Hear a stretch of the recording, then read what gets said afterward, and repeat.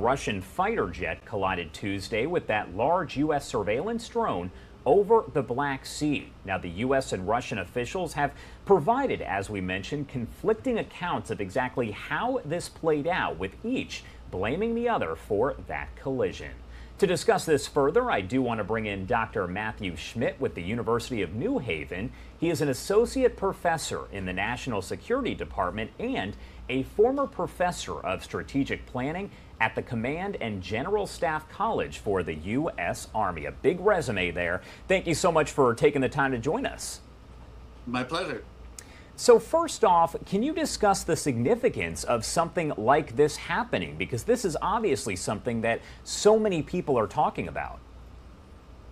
Yeah, I mean, as the Pentagon pointed out, this is the first time that there's been contact between Russian fighter jets and one of our drones, although not the first time that the drones have been harassed. So this is a significant escalation if it was deliberate. I would say that the harassment was deliberate, but we don't know if the downing of the drone yet was deliberate or a result of pilot incompetence. What was going through your mind when you heard this as breaking news yesterday that this had happened? To be honest, I was thinking about the upcoming Ukrainian offensives that we've been hearing about. These drones at that height of 50,000 feet are able to see most of the Crimean Peninsula and other areas. So they're gathering really precise and widespread intelligence that they could pass on to the Ukrainian forces, which is what the Russians said. So they have reason to worry about this. And that's what I was going to ask, because a big concern that we're hearing a lot about is the possibility of gathering top secret information. Is that a genuine concern, and how exactly would that work? I think you're talking about the downing of the drone. Yes. Okay, so what I've heard of late this morning was that the software on the drone has been wiped. The drone itself is likely to be recovered by the Russians, who are much closer. So based on what the Pentagon said, I would say that the drone was not launched in the Black Sea. It was launched somewhere in a NATO country, perhaps Romania, which is close. And that's the situation. Now, these drones are 20 years old, so a lot of the basic technology is probably already known. And what people are going to worry about are the optics packages and the other sensor packages on there. So it could be a loss to the U.S., but I'm fairly certain that this technology is out there already. It sounds like something like this is fairly rare, and this doesn't exactly happen from time to time. Yeah, again, the Pentagon said this was the first time that we've had this kind of collision.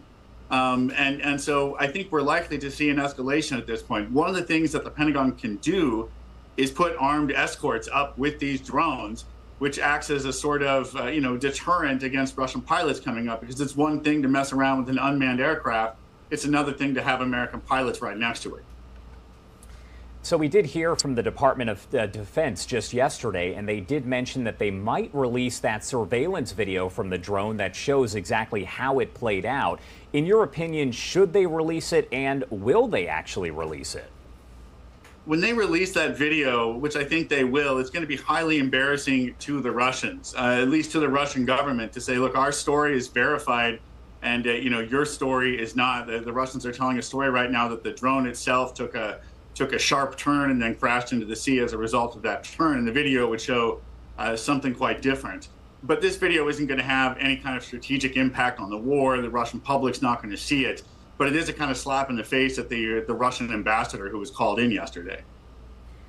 What effect, if any, could this have on U.S.-Russian relations? Because we know we're already not on good terms with China, but what about Russia overall? I think the relationship is bad enough now that this won't make it any worse. It's already, through the floor, as it were. This is an escalation. We'll see what happens in the future. Things are getting tenser as we're moving towards these offensive, operations.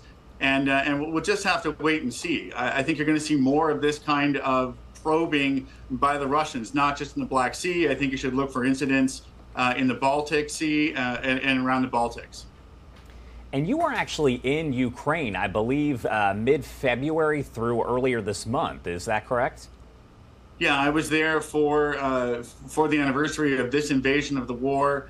for Biden's speech, but I was there working on a project with the government to rebuild the country in the post-war period. Tell me what it was like being over there amid this war. You know, everybody's just living their lives. I grew up in the Midwest with tornado sirens a lot, and when we heard those sirens, we pretty much ignored them. And that's what happened with the air raid sirens with the Ukrainians. I think they were pretty immune to them, and they just didn't want to be pushed around by the Russians. But there's a lot of destruction, and I think you really see the war when you look at the displacement of the population, the number of Russians that don't have houses, that are living with friends and relatives in the West, and then those overseas. You know, I saw a lot of the war really in Poland when we saw Ukrainian refugees there before we even crossed the border. All right, Professor Matthew Schmidt, a long resume there with the University of New Haven, a lot of experience. Anything else that you do want to add about all of this before I let you go? I think the thing people need to think about here is it's not about grabbing territory. A lot of what's going on the ground is about attriting Russian forces, attriting Russian ammunition in preparation for, for an offensive. And what's been going on since November is that Ukrainian forces have been being trained on what we did at the Command and General Staff College, which is combined arms maneuver. And those forces that are coming back are going to be fighting like NATO forces do.